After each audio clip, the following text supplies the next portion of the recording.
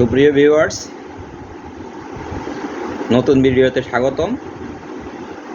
আজকে আমি আলোচনা করব বাংলা ভাষার দুইটি বর্ণ নিয়ে।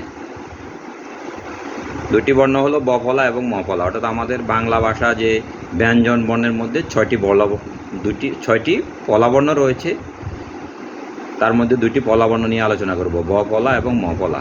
বফলা শব্দের শুরুতে কোনো বর্ণের সাথে যদি বফলাটা যুক্ত থাকে, ওই বফলার উচ্চারণ হয় না। যেমন স্বপন, স্বপ্ন, ত্বক ইত্যাদি। তো এখানে ত্বক বানান করতে তয় বফলা ক, ত্বক। আমরা উচ্চারণটা ঠিক মতন করতে হবে।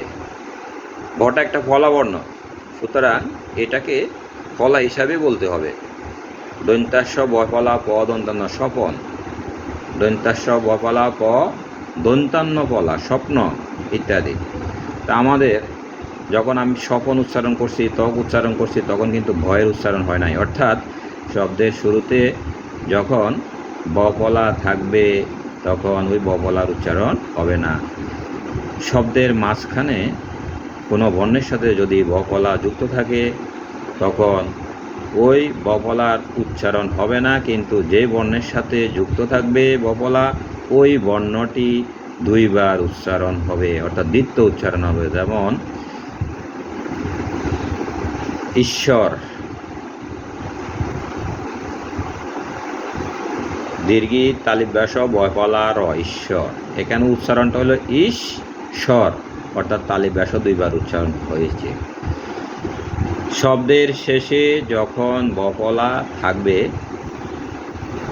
ওই বফলাটাইও অনুচ্চারিত হবে। যেমন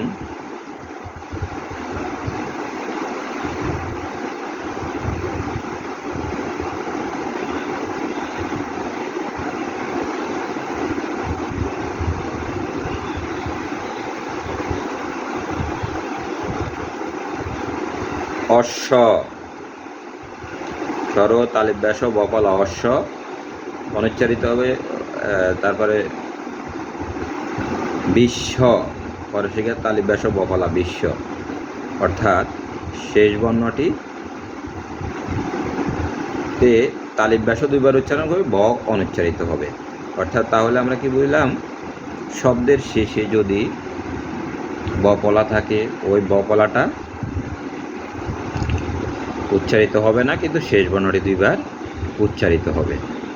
আর উদ উপসর্গের স্বর্গে বফলা যুক্ত হলে বয়ের উচ্চারণ বল থাকে। উত একটি উপসর্গ, যেমন উদ্বাস্তু, এখানে বর উচ্চারণ বফলার উচ্চারণ বহাল রয়েছে। উদ্বেল, রসাউ দ বফলায় কেল উদ্বেল ইত্যাদি। যুক্ত ব্যঞ্জনের সঙ্গে বফলা থাকলে তা অনুচ্চারিত থাকে। যেমন উজ্জ্বল, এখানে দুইটা যুক্ত বর্ণ বর্গীয় জ, এরপর আবার বফলা, উজ্জ্বল ইত্যাদি। আমার পরবর্তী আলোচনা হলো মফলার ব্যবহার নিয়ে। মফলার ব্যবহার নিয়ে। মফলা শব্দের শুরুতে যদি মফলা থাকে তাহলে ওই মফলা উচ্চারণ হয় না। অর্থাৎ শব্দের শুরুতে কোনো ব্যঞ্জন বর্ণের সাথে যদি মটা সংযুক্ত আকারে থাকে ওই ময়ের উচ্চারণ হবে না। শ্মশান, তালিব্যাস মফলা তালিব্যাস একাদন্ত শ্মশান। এখানে প্রথম বর্ণটির উচ্চারণ একটু নাসিক্যর দিকে যাবে, শ্মশান অর্থাৎ সানুনাসিক হয়। মধ্য অন্তে যদি মফলা থাকে তাহলে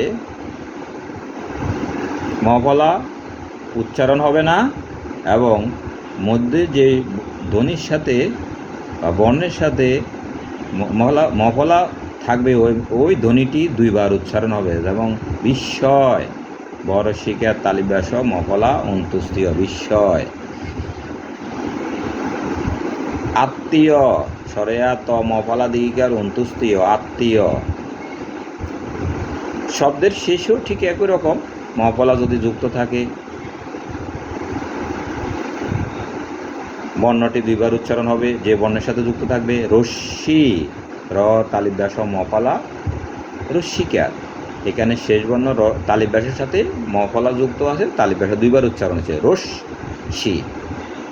তারপর হলো মাহাত্তা বা মহাত্তা, মহাত্তা, মহ আকার ত মফলা আকার, মহাত্তা। ধন্যবাদ সবাইকে।